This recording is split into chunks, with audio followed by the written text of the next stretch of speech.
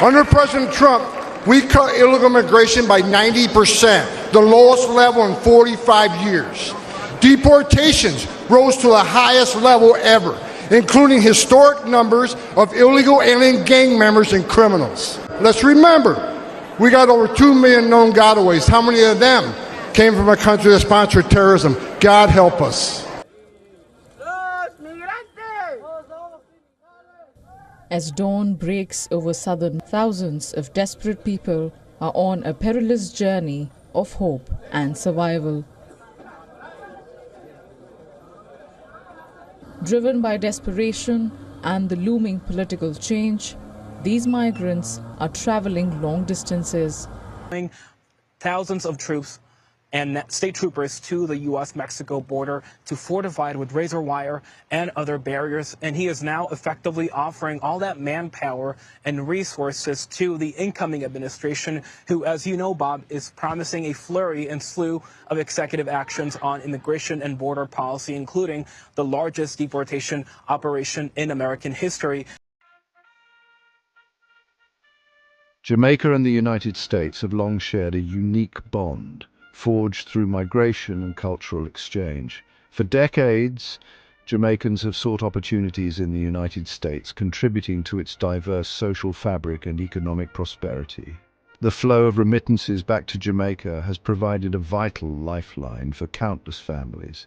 However, this long-standing relationship is facing unprecedented strain. Since the 2024 US elections, there has been a notable surge in visa denials for Jamaicans, casting a shadow of uncertainty over their aspirations. The reasons behind this alarming trend are multifaceted, reflecting a complex interplay of political shifts, economic anxieties, and evolving immigration policies. Understanding the factors driving these denials is crucial not only for the well-being of Jamaican migrants, but also for the broader health of US-Caribbean relations. This essay will delve into the historical context of Jamaican migration to the United States, examine the specific drivers of increased visa denials post-2024, and explore the wider socio-economic ramifications of these restrictions. The historical ties between Jamaica and the United States are deeply rooted in migration patterns that have shaped the social and economic landscapes of both nations. From the early 20th century onwards, Jamaicans have sought opportunities in the United States, driven by a desire for better living standards, access to quality education, and reunification with family members who had already made the journey. This continuous flow of people has created vibrant Jamaican communities across the United States, enriching the nation's cultural tapestry. However, the recent rise in visa denials threatens to disrupt this historical pattern, creating anxieties and uncertainties for Jamaicans who aspire to live, work, or study in the United States. This shift in immigration policy has profound implications, not only for individuals, but also for the broader relationship between the two countries. The US immigration system has undergone significant transformations in recent years, becoming increasingly stringent and complex. The 2024 elections appear to have ushered in an era of heightened scrutiny, with a noticeable tightening of visa policies across various categories. This shift is palpable across the board, but its impact is particularly pronounced on applicants from developing nations like Jamaica.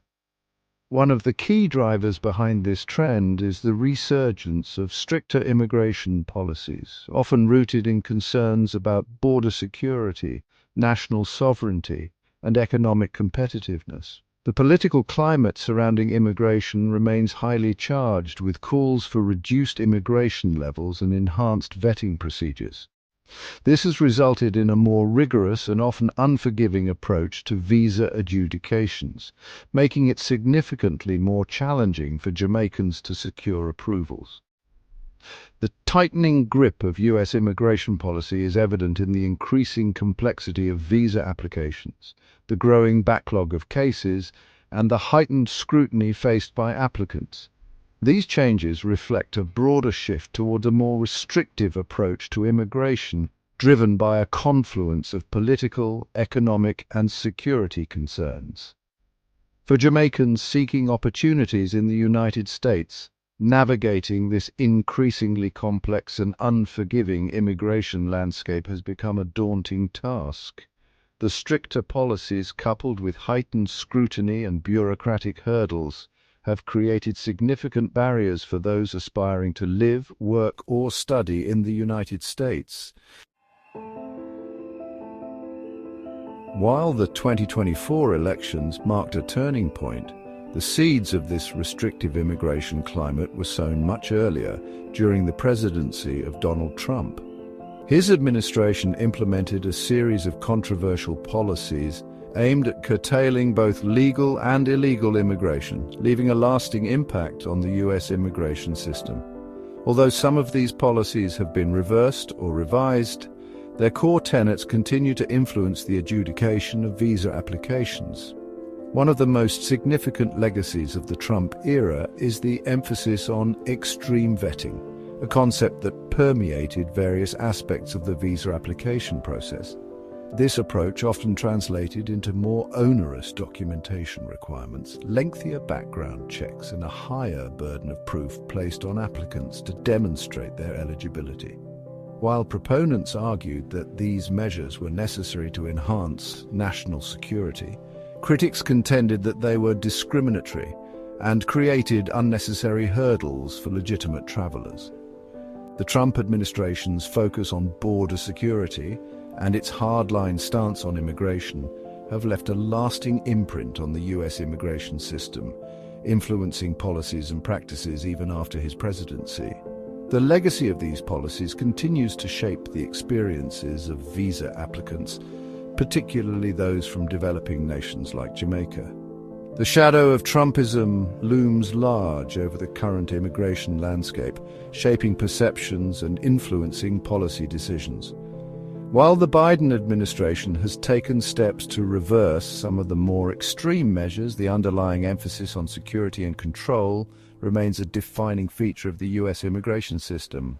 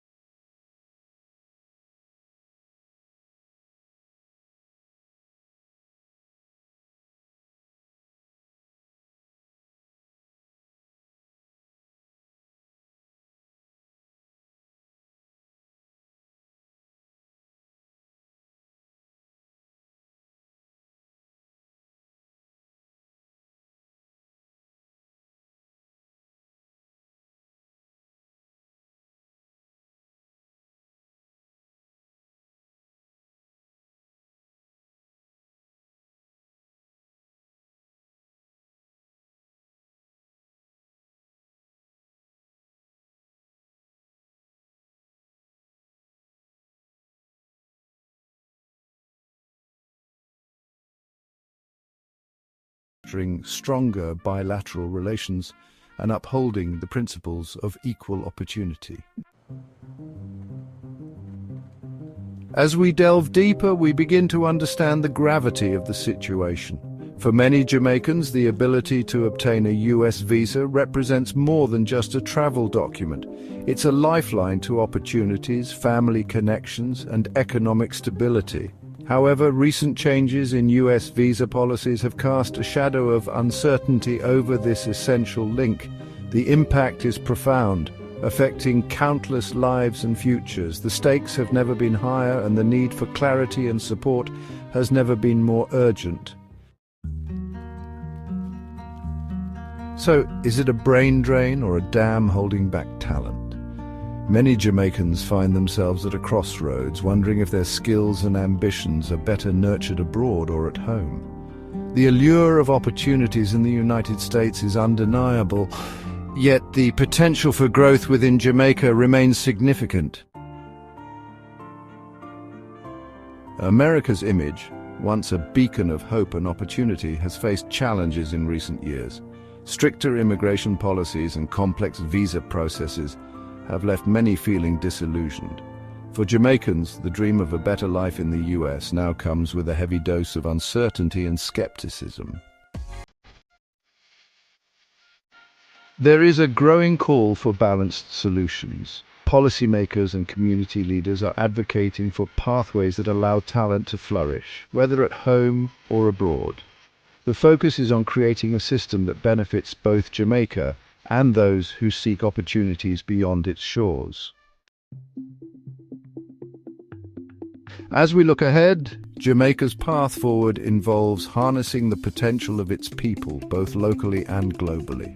By fostering an environment that encourages innovation and growth, Jamaica can ensure that its brightest minds contribute to its development, no matter where they are. Now, we all know the Trump effect on the masses that are living in the US. Now, Jamaicans have been reacting to the news that Donald Trump won the election and that Kamala Harris, one of their own, lost to him. Now, people have been saying a lot of things. We've seen the celebrity meltdowns happening all around the globe. People are not, maybe some people are not happy and others are happy because they think that Trump will save the economy of the US and the entire world. Now, some people believe that he's the best candidate and he has won, and this means good for the world because he's going to make sure the wars that are happening between Israel and Iran plus Iraq are going to come down, and the war between Ukraine and Russia, which has lasted for 3 years, is also going to come down. But so many things are happening and people are talking about this.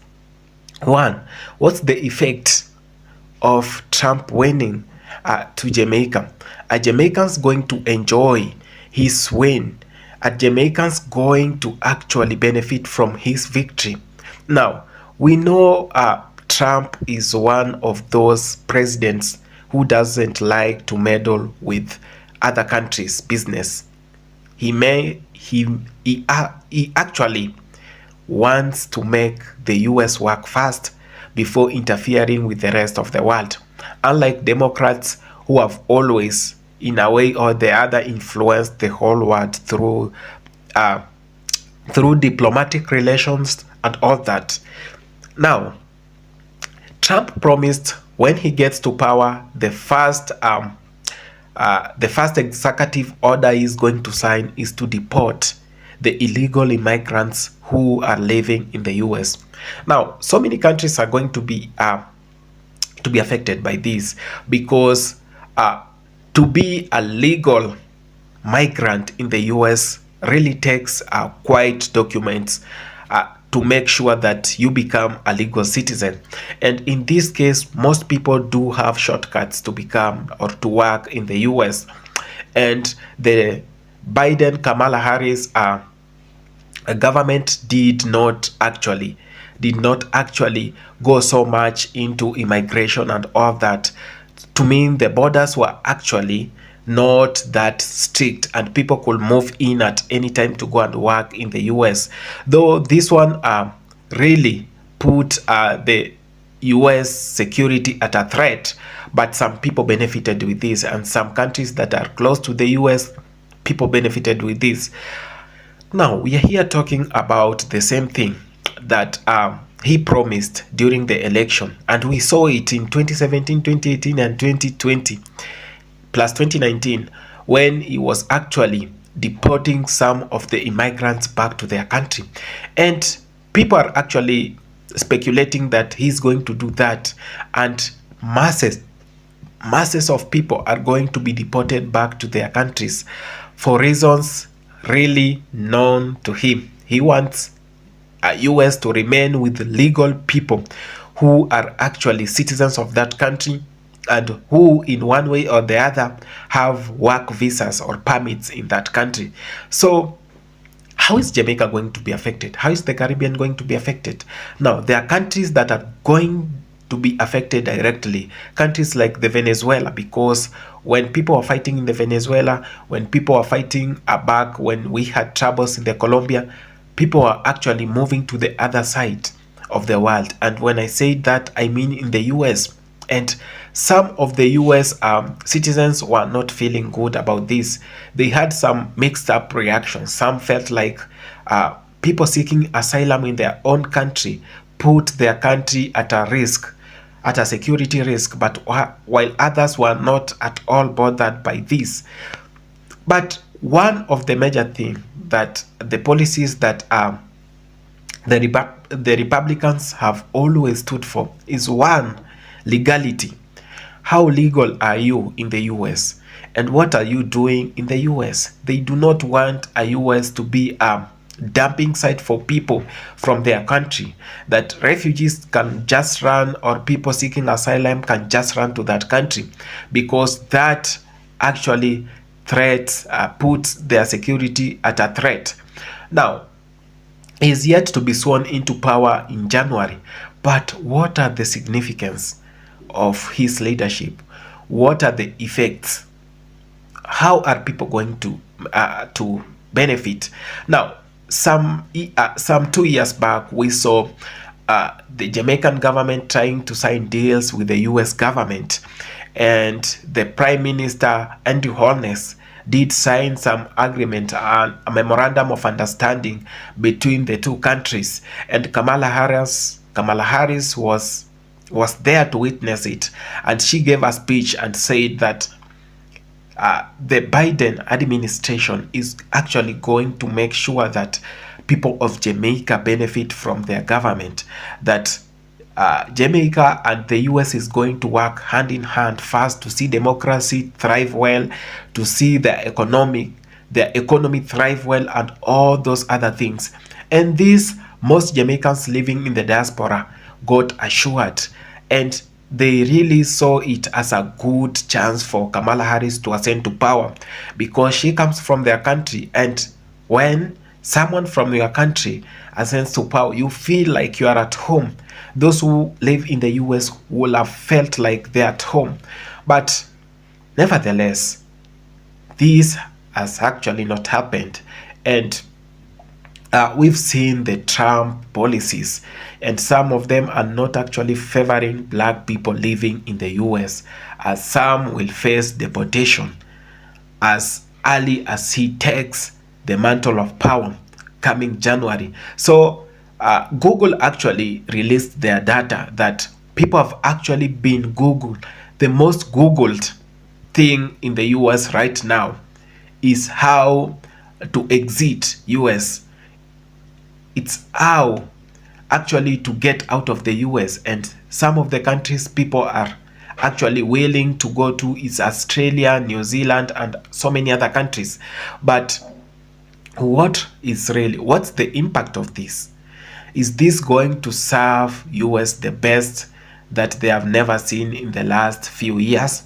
Is this going to help the US residents or the US citizens to get jobs? Because some of the US citizens who voted Donald Trump were actually saying that they voted him because some of the immigrants, illegal immigrants, have come to their country, taken their jobs, taken their chances to work, and they have no jobs. The economy is too bad, and they want him to deport them and reclaim the economy of the US, reclaim the glory, the lost glory of the US.